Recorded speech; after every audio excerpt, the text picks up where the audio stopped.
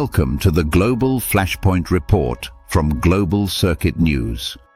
For the past decade, we've expected a return to normal.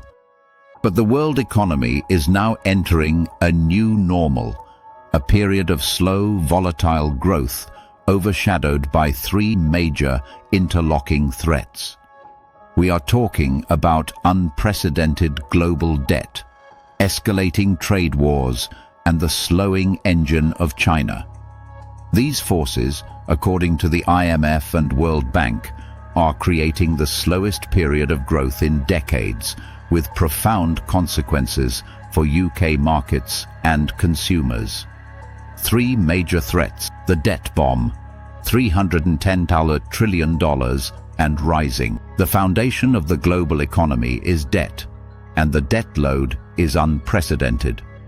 Global public and private debt currently exceeds 256% of global gross domestic product, GDP.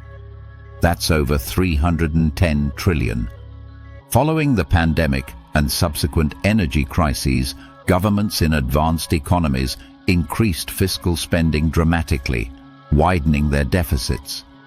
For G7 nations, fiscal deficits are projected to hit nearly 5% of GDP by 2026.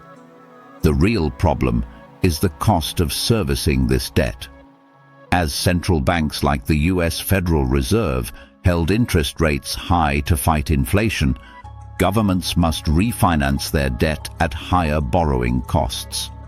This diverts massive public funds away from crucial areas like health and education. For the UK specifically, the cost of servicing debt has become one of the biggest items on the national budget, making the UK particularly vulnerable to shifts in global market sentiment.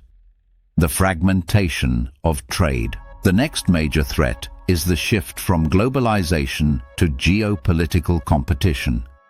The era of frictionless international trade is fading, replaced by rising tariffs and protectionist policies. The IMF warns that an increase in protectionism and trade barriers is one of the biggest factors dragging down long-term global growth.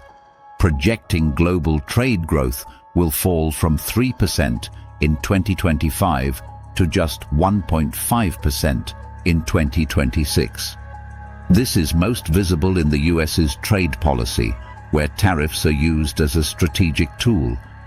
While the intent is to boost domestic manufacturing, the cost is ultimately a tax on consumers and businesses globally, leading to higher costs for imported goods across the Atlantic. This shift forces companies to prioritize resilience over cost efficiency, leading to the fragmentation of global supply chains. This means higher prices, fewer options, and increased complexity for manufacturers in the UK who rely on global sourcing. The slowdown in China. Finally, the world's second-largest economy is facing deep structural challenges, mainly revolving around its real estate sector and weak domestic demand. China's growth is projected to decline to 4.5% in 2025 and continue falling thereafter. This is still growth, but significantly lower than the double-digit figures the world relied on for decades. The crisis in the Chinese property market, with falling sales and debt defaults among developers, poses a risk to the global financial system due to the sheer size of the debt exposure. The UK connection. China is a massive market for British exports and investment. A sustained slowdown there reduces global demand and impacts UK companies, particularly in luxury goods and financial services, putting a drag on overall UK growth prospects. Conclusion: navigating the flux. The OBR and IMF are clear. We are resilient, but the risks are tilted to the downside. These three forces, debt, trade fragmentation, and the China slowdown, create a highly volatile environment where financial market corrections and asset repricing are a real possibility. Policymakers are urged to rebuild fiscal buffers and restore confidence through transparent, credible policies.